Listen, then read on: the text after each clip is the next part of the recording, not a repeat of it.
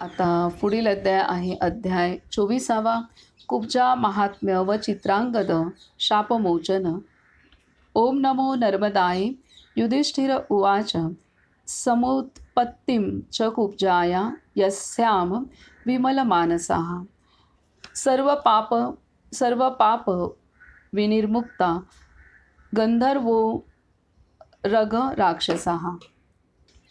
राजा युधिष्ठिरने सांगितले, ज्या कुब्जा नदीत गंधर्व, सर्प व राक्षस सर्व पापातून मुक्त तसेच निर्मळ चित्त झालेत, त्या कुब्जा नदीच्या उत्पत्तीसंबंधी हे महामुनी विस्तारपूर्वक श्रवण करण्याची मी इच्छा करतो।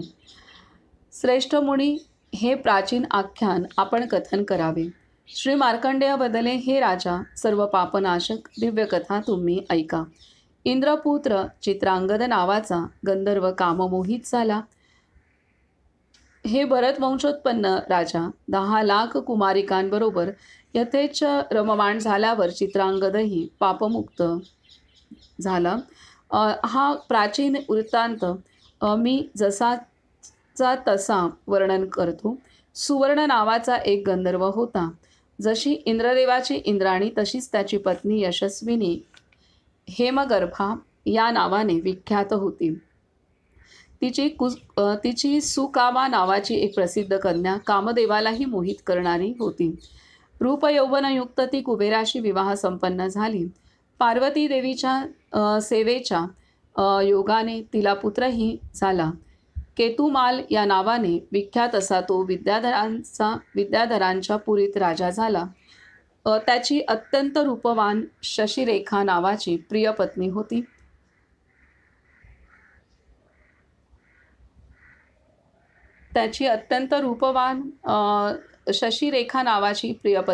तिने मन रमवणाऱ्या रती व प्रीती या 2 कन्यांना जन्म दिला। केतुमाल राजाने त्या दोन्ही स्वकन्यांना यथाविधी विवाहपूर्वक कामदेवाच्या स्वाधीन केले। आता चित्रांगद गंधर्वाजवळ राहणाऱ्या सर्व आभूषणांनी भूषित, यानावर आरूढ, कामरूपा मनोरमा, विविध वस्त्राभरण धारण केलेल्या, पार्वतीच्या आराधनेत तत्पर त्या 10 लाख कन्यांनी संकल्प केला होता की जोपर्यंत पार्वतीचे पूजन करणार नाही तोपर्यंत भोजन प्रसाद व तांबूल खाणार नाही। त्या तल्लीन होऊन पार्वती पुढे नृत्य करत होत्या। प्राचीन काळी वसंत ऋतूचे आगमन झाले तेव्हा उत्सव पाहण्यासाठी पुष्पक विमानाने त्या इंद्र मंदिरात गेला। मदिरामदाने व्याकुळ झाल्यामुळे यथेच्छ क्रीडा करून पार्वती दर्शनाशिवाय त्यांनी तांबूल सेवन केले। त्या वरांगणा गंधर्व कन्या चित्रांगदच्या अपार रूपाने मोहित व मदिरापानामुळे मदोन्मत्त काहीच जाणत नव्हत्या। गंधर्व पुत्रांनाही त्या प्रसन्न वदना गंधर्व कन्यांबाबत कामभावना निर्माण झाल्यामुळे नानाविध हावभावांनी त्या स्वर्गात बेहोश होऊन क्रीडा करू लागल्या। 1 वर्षानंतर त्या सर्व गंधर्वपुरीत आल्या व पार्वती देवीच्या दर्शनार्थ श्री पार्वती महादेवाच्या पुरीत गेल्या। पार्वती देवीला नमस्कार करून, हे ईशानी, संकल्पापासून परावृत्त झालेल्या आम्हा सर्वांचे रक्षण करावे। पापकर्मात रत त्या गंधर्व कन्यांवर क्रोधित होऊन पार्वती देवी बदली लोकव्रत नष्ट करतात व परस्त्रियांना भ्रष्ट करतात। निर्लज्ज व दुराचारी सर्व लोकांना बहिष्कृत करावे। त्यांचा अधर्म व पापाचे प्रायश्चित्त पृथ्वीवर नाही। जो कामभावनेच्या लोभाने मोहित होऊन कुमारीची इच्छा करतो तो 60,000 वर्ष विष्ठेतील किडा होतो। हे राजा, त्यानंतर शापभयाने विलाप करत चित्रांगद गंधर्व पार्वती देवीसमोर नतमस्तक होऊन स्तुती करू लागला। गंधर्वपुत्रांनी युक्त, मी अयोग्य कर्म केले आहे। आज या पापाचे काय प्रायश्चित्त घेतल्यास त्याचे शमन होईल ते कृपया सांगावे। काममोहित गंधर्वांना पार्वती देवी बदली धर्मकर्मरहित व स्वर्गातून अधपतन झालेले पुरुष जे कुमारिकांना भ्रष्ट करतात त्यांचे पाप महापुरुषांच्याही अंगावर शहारे आणणारे आहे। कन्या भ्रष्ट करण्याच्या पापाचे प्रायश्चित्त घेण्यासंबंधी अजून शास्त्रनियम नाही। आमच्या गंधर्व कन्या मद्यपानाने मोहित केल्या। काममोहित तुम्ही सर्व 1000 गंधर्व या पापामुळे कुबडे, ठेंगणे व अंगहीन व्हाल। काममोहित तुम्ही सर्व 1000 गंधर्व या पापामुळे कुबडे, ठेंगणे व अंगहीन व्हाल। कन्यांना भ्रष्ट करण्याच्या दोषामुळे कुबडे व मर्कटासमान प्राप्त करून 1000 दिव्य वर्ष मर्त्यलोकात भ्रमण कराल. भूतलावर स्वकर्मदोषाने झालेले पाप भोगा. पार्वती देवीने हा शाप दिल्यावर ते सर्व गंधर्व मनुष्य लोकात गेले. पूर्वजन्मी केलेल्या पापामुळे दुःख करत इहलोकात चराचर सृष्टीत भ्रमण करू लागले. पापामुळे इहलोकात ओढले गेले असल्यामुळे दुःखित होऊन सर्व तीर्थक्षेत्री भ्रमण करूनही शापाचे परिमार्जन झाले नाही. हे अनक 21 लाख गंधर्व तसेच देव व तीर्थे या पापाची शुद्धी करण्यास असमर्थ होते. अग्नीविना कोणतेही योग्य कर्म नसल्यामुळे हा कर्मदोष जाळूनच पापकर्मातून मुक्ती मिळेल. पापमार्गापासून परावृत्त होण्यासाठी हा महाशाप आम्हाला दिला असे त्या शापित गंधर्व पुत्रांना वाटले. तिथे चित्रांगद आदी गंधर्व होते. त्या नैमिषारण्यात कुबेरासहित इंद्रदेव आले व त्यांना म्हणाले, क्षणभर थांबा, जाळून घेऊ नका. आम्ही उमा माहेश्वर पुरीत जाऊन तुमच्या या अवस्थेसंबंधी कथन करतो. हे सांगून पर्वतश्रेष्ठ कैलासावर इंद्रदेव गेले. पार्वती सहित श्री महादेवाला साष्टांग नमस्कार करून म्हणाले, हे संसार सागर तारणी देवी व सुरेश विजय असो.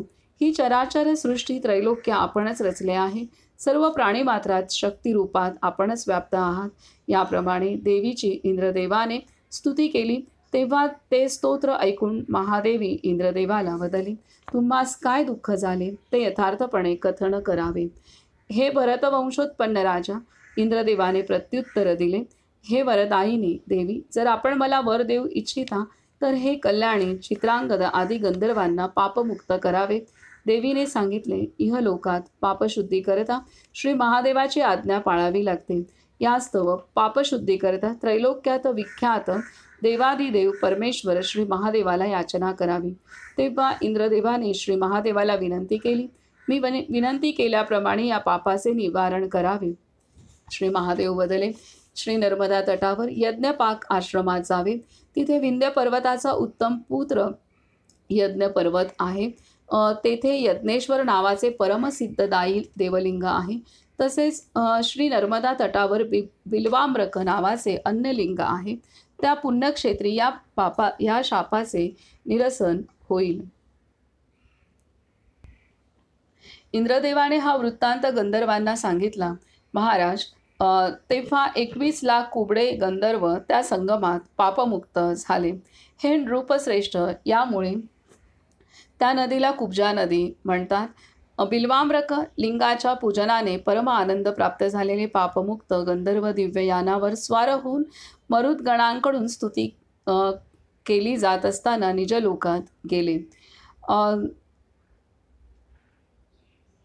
या तीर्थाच्या प्रभावाने त्यांचे पूर्वीप्रमाणेच रूप झाले.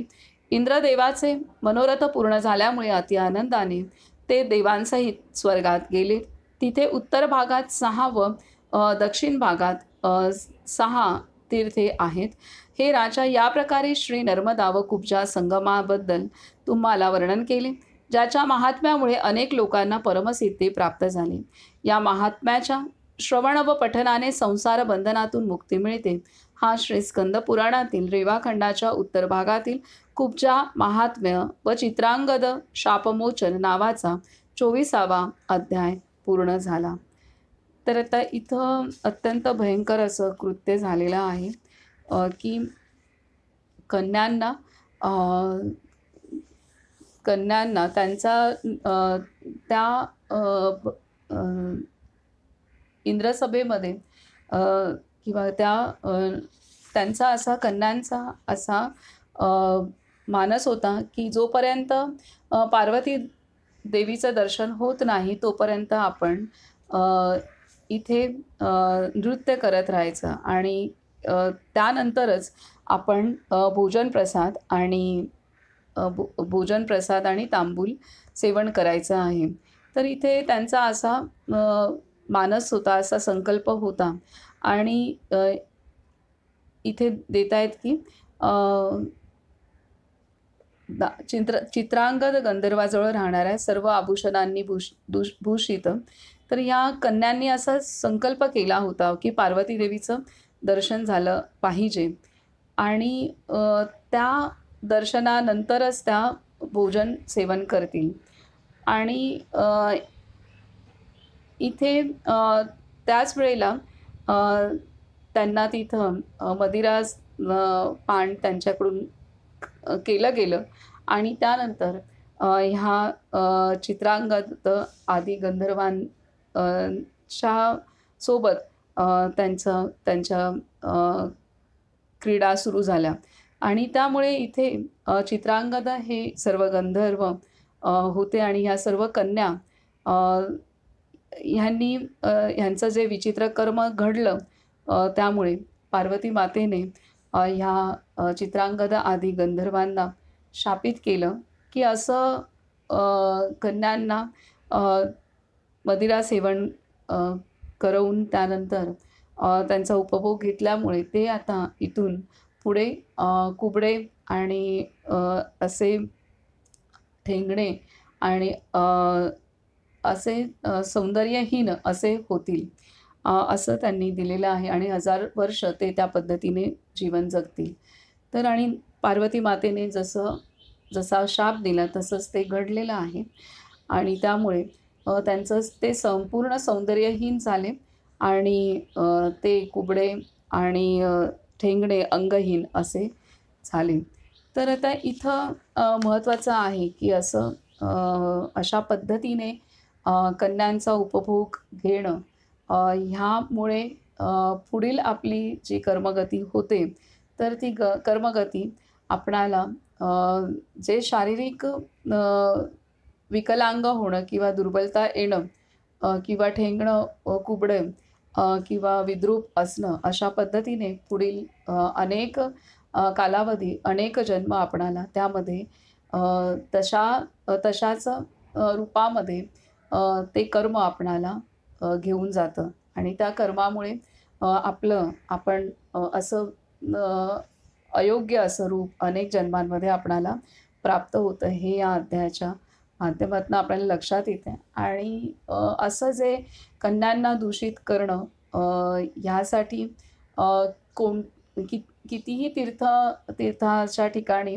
अ, पापक्षालन करण्याचा प्रयत्न केला, प्रायश्चित्त केलं तरीसुद्धा त्यातनं मुक्तता या गंधर्वांची झाली नव्हती आणि त्यामुळे ते ग्रासलेले होते आणि तेव्हा त्यांना इंद्रदेव भेटतो आणि इंद्रदेवांना जेव्हा सर्व कळते अ, हकीकत तेव्हा ते स्वतः पार्वती देवीकडे जातात आणि या गंधर्वांसाठी प्रार्थना करतात आणि पार्वती माता त्यांना श्री शिवशंकराकडे जाण्यास सांगते आणि श्री शिवशंकरांनी सांगितल्यानुसार त्यांनी जसं उपदेश केला की सर्वांनी नर्मदा तटी जाऊन तिथं प्रायश्चित्त करावे आणि त्यानुसार ते विंध्य पर्वताच्या इथं त्यांनी जे इथे सांगितलेलं आहे की श्री महादेवांनी जे तीर्थ सांगितलं नर्मदा तटीचं त्या विंध्य पर्वताच्या जवळील